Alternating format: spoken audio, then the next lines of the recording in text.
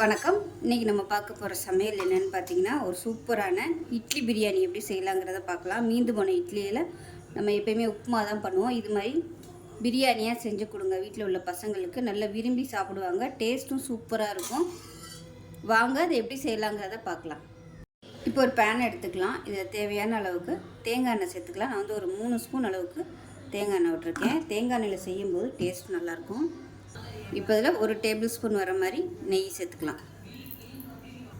எண்ணெய் சூடானதும் ஒரு பிரியாணியில் சேர்த்துக்கலாம். ஒரு சின்ன துண்டு பட்டை, 2 கிராம்பு சேர்த்துக்கலாம்.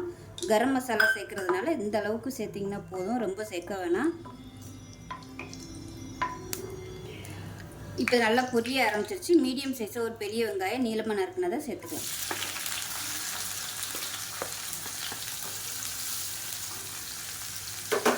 இந்த வெங்காயம் நல்லா கோல்டன் கலரில் வதங்கணும். எப்பயுமே நம்ம பிரியாணிக்கு வதங்குற மாதிரி வதங்கணும். அப்போ தான் அதுலேருந்து நல்ல ஒரு ஃப்ளேவர் கிடைக்கும்.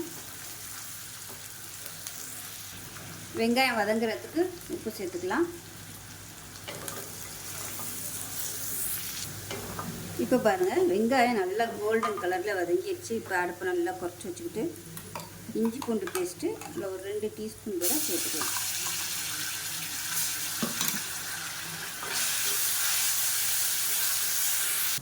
இப்போ 2 பச்சை மிளகா பொடியாக கட் பண்ணி வச்சுருக்கேன், அதை சேர்த்துக்கலாம். அது கூடவே ஒரு 3 முந்திரி பருப்பு சேர்த்துக்கலாம்.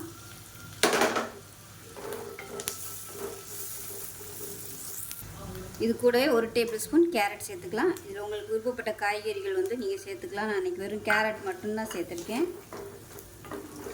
இப்போ இதையும் கொஞ்சம் நேரம் இதில் வதக்கி விட்டுக்கலாம்.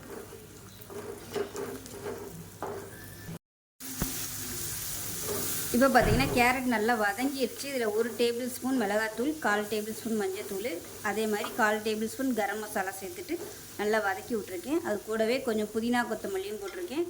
மீடியம் சைஸாக ஒரு தக்காளி பொடியாக கட் பண்ணதை சேர்த்துருக்கேன். இந்த வீடியோ எல்லாமே ஸ்கிப் ஆயிடுச்சு. இப்போ இந்த தக்காளி வந்து நல்லா வதங்கட்டும். இப்போ இந்த தக்காளி மசியறதுக்காக உப்பு சேர்த்துக்கலாம். தக்காளி நல்லா மசிய ஆரம்பிச்சிருச்சு. 2 டேபிள் ஸ்பூன் அளவுக்கு தயிர் சேர்த்துக்கலாம். நல்லா கெட்டியான தயிராக, ஃப்ரெஷ்ஷான தயிராக சேர்த்துக்கோங்க. அடுப்பு ஃபுல் அண்ட் ஃபுல் மீடியத்தில் தான் இருக்கணும். இப்போ தயிர் சேர்த்து நல்லா கலந்தாச்சு. இப்போ இதில் வந்து கொஞ்சமாக தண்ணி சேர்த்துக்கலாம். தண்ணி சேர்த்தோம்னா தான் அந்த கிரேவி வந்து நல்லா கிடைக்கும். நம்ம இட்லி வந்து போடும்போது நல்லா அந்த டேஸ்ட் எல்லாத்தையும் அப்சர்வ் பண்ணிக்கிறோம். சும்மா ஒரு 2 டேபிள் ஸ்பூன் அளவுக்கு மட்டும் தண்ணி ஊற்றினா போதும்.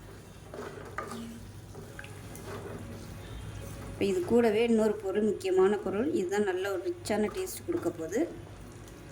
அது என்னன்னு பார்த்திங்கன்னா, நல்லா ஒரு 1.5 டேபிள் ஸ்பூன் வர மாதிரி பால், காய்ச்சின பால் தான் நான் சேர்த்துருக்கேன். இப்போ இதையும் சேர்த்து கலந்து விட்டுக்கலாம். உப்பு கொஞ்சம் கம்மியாக இருக்குது, உப்பு சேர்த்துக்கலாம். இட்லியில் உப்பு இருக்கும், அதனால் பார்த்துட்டு கவனமாக சேர்த்துக்கணும். இப்போ இந்த மசாலாவுக்கு தேவையான உப்பு மட்டும் சேர்த்துருக்கேன். இப்போ இது பாருங்கள், அப்படியே எண்ணெய் பிரிஞ்சு வரட்டும்.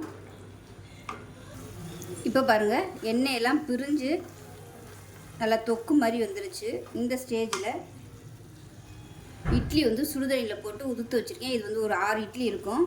நல்லா சுடுதண்ணியில் முக்கிட்டு நல்லா இந்த மாதிரி உதுத்து வச்சுருக்கேன். இது அப்படியே அதில் சேர்த்துக்கலாம்.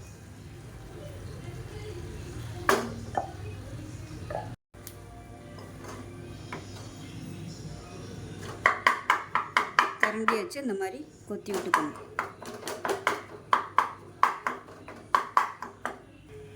அவ்வளோதான். இப்போ நல்லா கிளறி விட்டாச்சு. இப்போ நமக்கு அருமையான இட்லி பிரியாணி ரெடி ஆகிடுச்சு. அதே டேஸ்ட்லேயே இருக்கும். நம்ம பிரியாணி சாப்பிட்டா எப்படி இருக்குமோ ஃபீலிங் அதே மாதிரியே இருக்கும். பசங்களுக்கு இது மாதிரி செஞ்சு கொடுங்க. லஞ்ச் பாக்ஸுக்கு நல்லா விரும்பி சாப்பிடுவாங்க.